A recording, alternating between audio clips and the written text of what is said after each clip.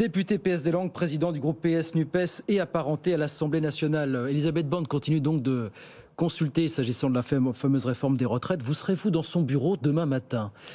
Concrètement, qu'est-ce que vous allez lui demander, Monsieur Vallaud, demain matin Si je dois lui formuler une demande concrète, je lui demande de renoncer à cette réforme. Mais je ne crois pas que ce soit l'état d'esprit du gouvernement. Le point de départ de sa concertation est identique à son point d'arrivée. Pas vraiment une concertation, donc je pense que comme souvent, l'accueil sera courtois, mais il sera parfètement vain.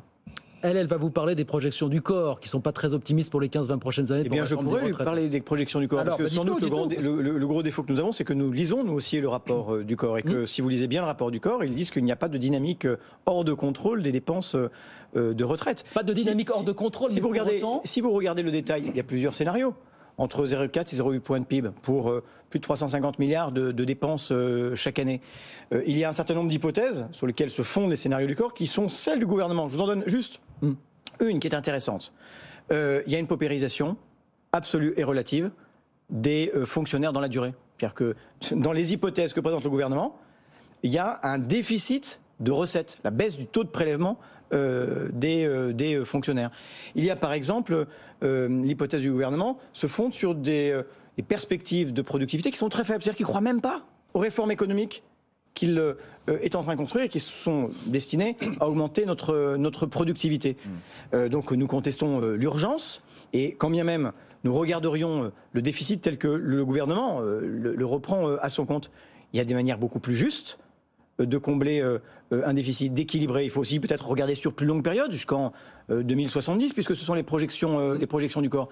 Mais la réforme qui consiste à faire travailler tout le monde plus longtemps, elle est injuste. Elle est injuste aux catégories les plus modestes. Oui, mais je vous entends sur le sujet de la productivité. Maintenant, sur le problème mathématique qui est le suivant, de dire qu'aujourd'hui, on a une durée moyenne de vie à la retraite de 23 ans, évidemment, qui va s'allonger. On va atteindre 30 ans dans pas très longtemps.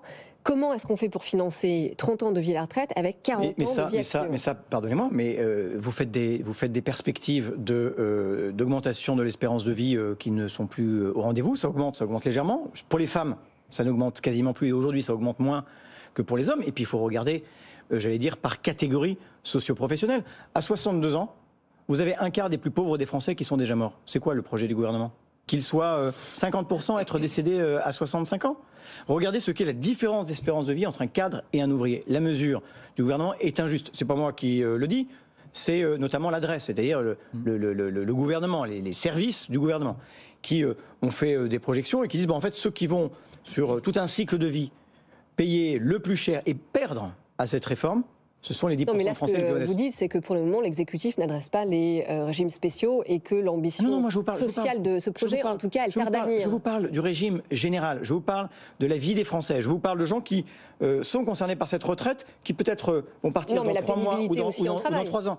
Vous savez, c'est un mot qui brûle la bouche du gouvernement. Un gouvernement qui a supprimé un certain nombre de critères de pénibilité, qui parle d'usure au travail. À la limite, qu'importe les mots que l'on utilise.